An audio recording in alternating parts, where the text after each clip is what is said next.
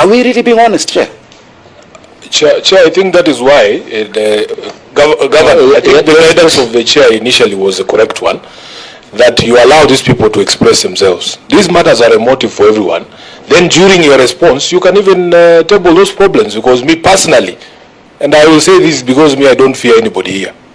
I have raised this concern and I've repeated it here, that our chairs appear to be afraid to go to certain meetings because they think, and Governor, you can understand, because one of the issues, Chair, is that... Your chairs means chairs of the association. Yes, these chairs. Yes, it's not the chairs of the committee. One of the reasons is that the minutes of those meetings, and this is a matter that I have brought to the attention of the Governor himself, I have written to you myself asking for minutes of his meeting. That is the fear of these county chairs, and it is our responsibility as a leadership to address those fears so that we can actually unlock this dispute. So, Chair, I think you have guided properly. Let the chairs finish. Let the chairs finish. I think we only have 2 more to go, and they have more to say. We have not even gotten to Woodley. Bado tujatoka Eastlands. So I think we have got 2 more.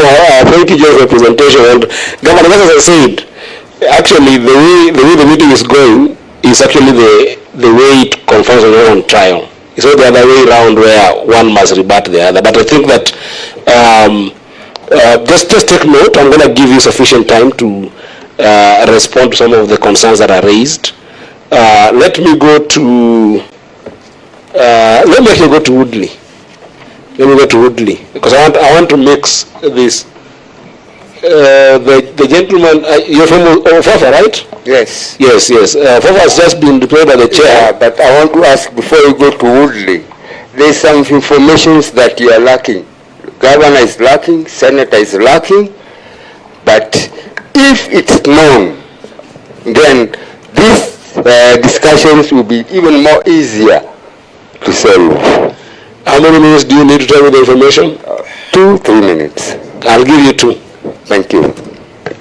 Thank you, everyone in the room. I've stayed in Maringo since 1962. I was 5 years old. We were the first Alpha in Nairobi. Now we are moving out, leading to other Alpha. What I want to say is this. 1974, His Excellency Moi Kibaki, and I want Sifuna to help us on this. 1974, Moi Kibaki, His Excellency, our late, he went to Parliament, passed about owning these houses, and it went first reading, it went second reading, then there was going to be an election. So Kibaki left, went to there, and those 2 readings are still in Parliament. Honorable Sifuna, can you go and look for these hazards? Because it is one of the documentary evidence, supportive documentary evidence in what we are doing and saying here. Secondly,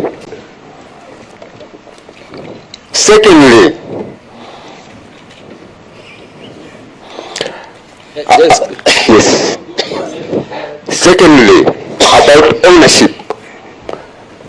I don't know anywhere on this planet someone builds a house without a title, without showing documentary evidence of what you own, and the designs of those houses or whatever you want to build. So when government says they own the houses, maybe you like to see the designs that the county government had and the titles to show that they own the land. But they want to own the land in their minds and not following the constitution or any law they have passed. So, Honorable Sifuna, can you go please? I've tried to get those documents, 1974, the hazard that they passed that we should own the houses. It we need only one reading to own. I will answer Sifuna there very fast, and thank you for the contribution. I didn't even know that his former, His Excellency the former president was involved. Yes. But 1974. Yes. Remind me of your name again. Honorable Moi Karua. Yes. Moi. I wanted to just share with you that in Parliament, when a member wants to pass law and they have brought that proposal in the House, and it has gone through first and second reading, and one, it can collapse in those engagements. It can be passed or not passed by members. It was passed, but just let me guide you. Yes. But most importantly, if it wasn't made law, and in that session then it didn't go through, it lapses in that session. So it's very unfortunate. I wish that actually the late president followed this through and made it law. But because it wasn't made law, it would be difficult for Senator Sifuna to go and dig it because he died with that session. Okay, can you advise me?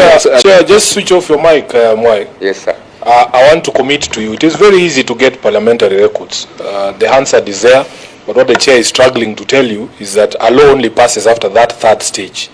But as to the debate, the record is there. We can always get it for you. So I think, Chair, we can move to the next. I'll move to Woodley, but I will definitely encourage us to get us the material. But just in terms of the legal framework, it is if it didn't pass, it died in that session. What I'm trying to say, Chair, is that those documents in Parliament are part and parcel of supporting documentary. I get it. So what I was asking Sifuna, to bring this and then Rakili ikaanguka. Thank you. Yeah, but I must, just a moment, I must help you because you seem to be a veteran there. You actually lose more on this conversation when you go to refer to a document that was not passed by law. So, but that's for another day. So just switch off your mic and then let's hear from Woodley. Maybe give me a second or two to Please. I will give you some other time, but let the gentleman here also get a chance, okay? Thank you. Thank you. Thank you very much, Chair. My name is... product. It is the product of the NMS, and the county government's logo is there. We did not produce this document, and therein lies a lot of information which they themselves have captured. Now, when they failed to sign these minutes, and when that meeting of public participation was called, and we drew their attention to this book, it did not augur well with the residents. And by the way, what happened, there was an altercation, and the officers went to seek refuge in the ward admin's office within Jericho Social Hall. I must mention here that by 12:30, that meeting was in disarray. But we reached out to our Honorable Senator Sifuna, and he stopped what he was doing. He came all the way up to Jericho Hall. And after that, when we explained our case, that is when he realized the grave concerns that we had and arranged for us to come to Senate. We could only seek refuge in the Senate. Why? Even now I've heard you say, Chair, that you will make arrangements for us to meet the governor. I have only met my governor since elections twice, today and last time. Chair, point of order. Point of order. Governor, you have your time. No, don't. That's why it's a point of order. Chair.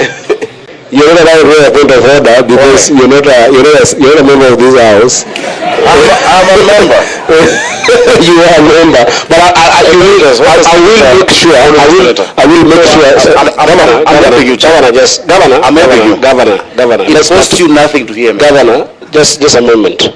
Let him just finish. Chair, once he finishes, I'm gonna make sure that I give you a right of response. Of course, I'm responding to everything that I said. But you don't know what I want to ask. No, the reason I'm saying this is because when he's presenting, I want him just to finish his presentation, then I come to you. I'm going to give you a chance to be able to ask. Can we just finish, Representative John, because you've got only about 2 minutes to finish. I will allow him to speak. Allow him to speak, please, Chair.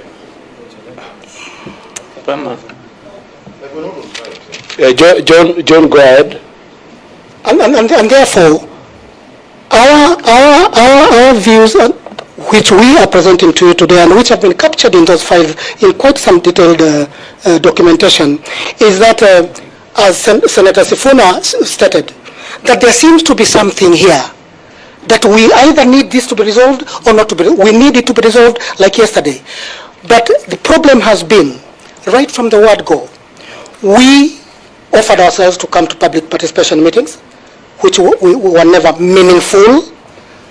And secondly, because you cannot be heard, then the only alternative you have is to seek for alternative institutions that can help you. And that is why we have gone to NLC, because of the land. We believe we own this land, legally so.